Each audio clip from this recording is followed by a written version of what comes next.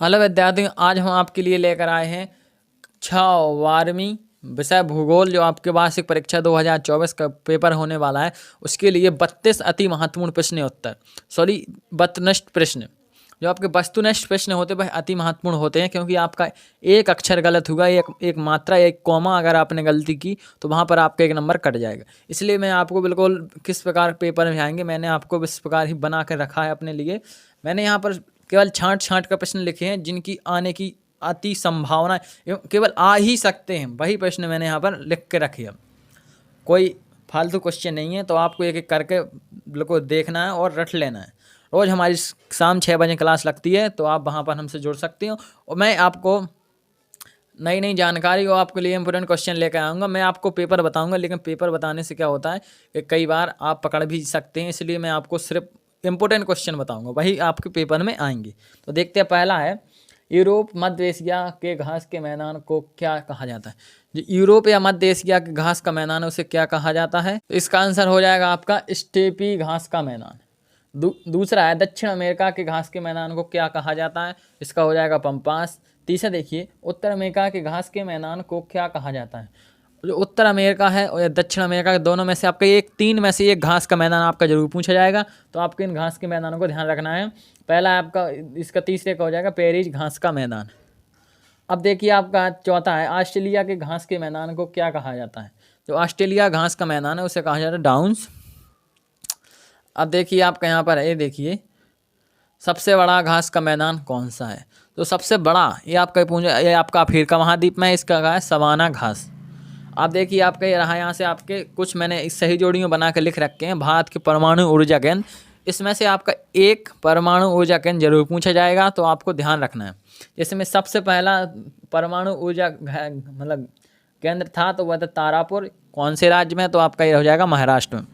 दूसरा है रावत भाटा, ये आपका राजस्थान में।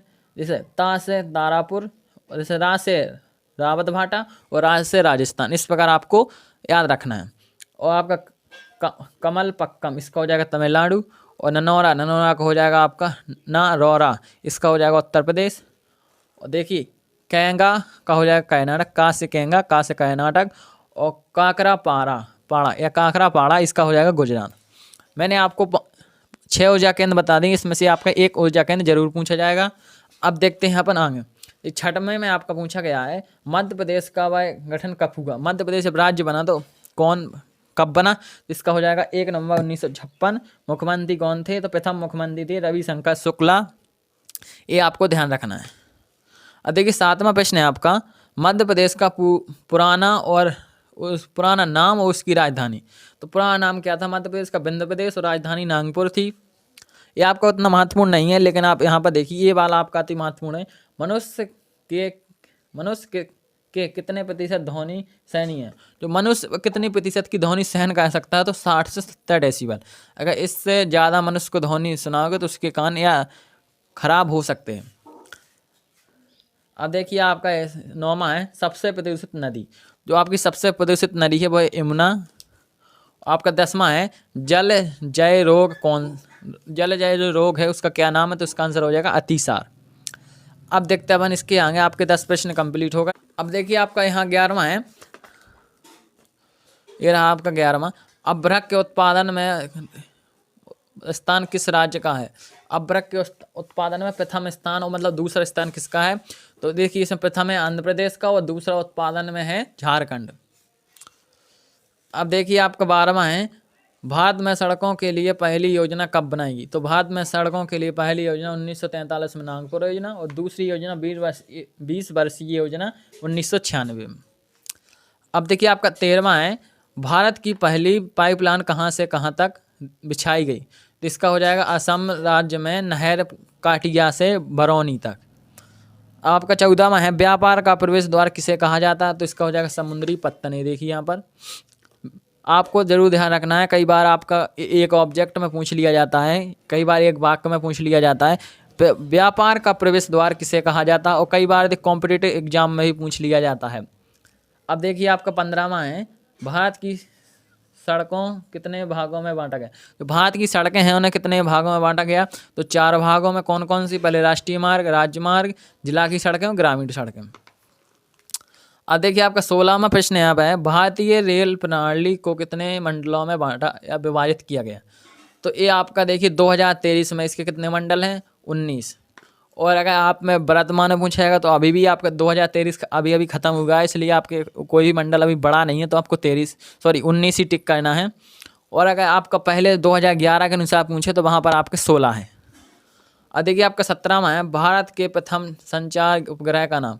तो भारत का प्रथम संचार उपग्रह जिसे हम सैटेलाइट कहते हैं, उसे कहते हैं आपका उसका नाम क्या था, उसका नाम था आर्यभट्ट। अब देखिए आपका ये है 18वां है, भारत में पहला रेडियो कार्यक्रम कब प्रसारित हुआ। तो भारत में पहला रेडियो कार्यक्रम कब प्रसारित हुआ, तो इसका जगह 1923।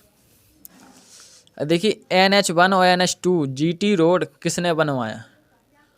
तो इसका हो जाएगा शेषायश्वरी, जिसे ग्रांड ट्रक रोड भी कहते हैं, जो आपका अमृतसर से कोलकाता तक है। आपका देखिए 20वां प्रश्न है, इंदिरा गांधी हवाई अड्डा कहाँ है। जो इंदिरा गांधी के नाम से हवाई अड्डा है वो कहाँ है, वो आपका दिल्ली में है। 21वां प्रश्न देखिए, लोहे की सबसे अच्छी किस्म, तो होगा मैग्नेटाइट। तो लोहा की अच्छी किस्म हो उसे क्या कहते हैं, मैग्नेटाइट। अब देखिए आपका है, बॉक्स का उत्पादन सबसे अधिक किस राज्य में होता है। बॉक्साइट का उत्पादन सबसे अधिक किस राज्य में होता है। इसका आंसर हो जाएगा उड़ीसा। ये आपका उड़ीसा राज्य में होता है। देखिए मैंने आपको यहाँ पर 22 क्वेश्चन बता दिए हैं। अब मैं आपके लिए आगे इम्पोर्टेंट क्वेश्चन कल यहाँ पर लिख लूँगा पहले, और फिर आपको यहाँ से आपको आगे क्वेश्चन बताऊँगा। देखिए आप अपनी तैयारी बेहतर बनाए रखें और ज़्यादा से ज़्यादा रिवीजन कीजिए और ऑब्जेक्ट प्रश्नों पर अधिक फोकस कीजिए, क्योंकि आपके अगर ऑब्जेक्ट गलत होंगे तो आपका वहाँ पर 1 नंबर कट जाएगा। इस प्रकार आपसे यही आप मेरा अनुरोध एवं कहना है कि आप ऑब्जेक्ट को विशेष तरह से बिल्कुल ऐसा इस प्रकार तैयार कर लें कि रॉकेट की तरह आंसर मुँह से निकलना चाहिए। कोई कहीं से भी पूछ दे, आपको ये नहीं हिचकिचाना बिल्कुल नहीं है।